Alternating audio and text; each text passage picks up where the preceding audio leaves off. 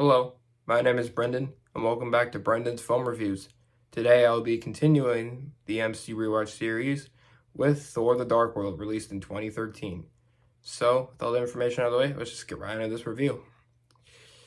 Thor the Dark World is commonly associated as one of the worst films in the MCU, and unfortunately, I agree with those statements. The problem with this movie is this movie just feels bland and uninteresting. It just feels like background noise that you don't really pay attention to. The movie is just boring in pretty much almost every single aspect. The story as a whole is uninteresting. They don't go in depth into it. The reality stone / ether doesn't feel interesting. The convergence doesn't feel interesting. None of it feels interesting. There's not an interesting story here at all. And then there's your characters with Thor, who, again, in this movie, does not have an interesting arc, just like in the Avengers. Although while it worked in the Avengers, it doesn't work here. Thor does not have any arc or character development in this movie.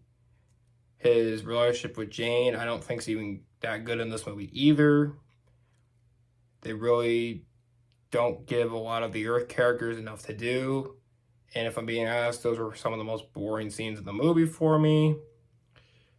There's just nothing interesting with these characters in this movie at all. And that really goes out to Malekith.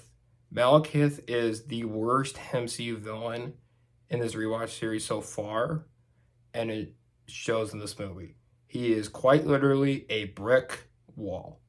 He is stiff, he has no emotion, he does nothing interesting in this movie. He is just a bland brick wall that just sits there. There is quite literally nothing interesting or memorable about this character. And heck, I'd argue that the action in this movie as well is also not that interesting. As the first battle, or the first major battle that is, I guess looks good visually. It's visually stunning. And I like the scene that precedes it. I think it's well done. But the battle as a whole, again, just isn't interesting. The story isn't interesting, so therefore the battle itself isn't interesting. And then we have the third act. Now, in other MCU movies that I'm not a fan of, like Iron Man 2, at least it has a interesting third act. This movie does not. The action in this movie, like I said, is kind of underwhelming. They literally just teleport through the entire battle, and eventually Thor gets the upper hand and the battle ends. I guess there's some good comedy in it, but I think I'm being generous with that statement. Overall, this movie is just, it's boring.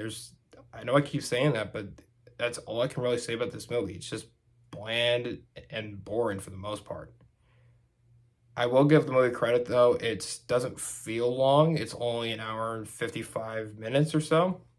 So it puts it just under 2 hours. So I don't think I was completely bored, as I feel like the movie does go by. It doesn't feel like it takes forever. But the fact that I'm saying that is one of the positives is not a good thing. However, this movie does have some positives. Obviously, I just mentioned the runtime of the movie. I do like how it's not 2 hours. But easily my favorite part about this movie is Loki. Loki, for the second Thor movie in a row, steals the show in this movie. Loki is fun, especially when he's with Thor. That whole sequence when they're escaping Asgard had me laughing a lot. I think it's really well done, and I like the banter between the characters.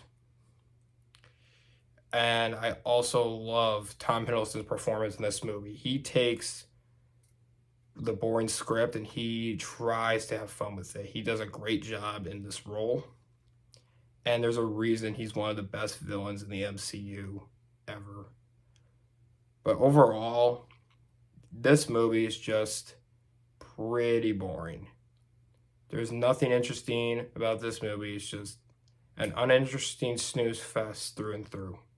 There's some good scenes in here, but overall, this is probably the weakest movie I've seen on this list so far. I'm going to give Thor the Dark World a 5 out of 10.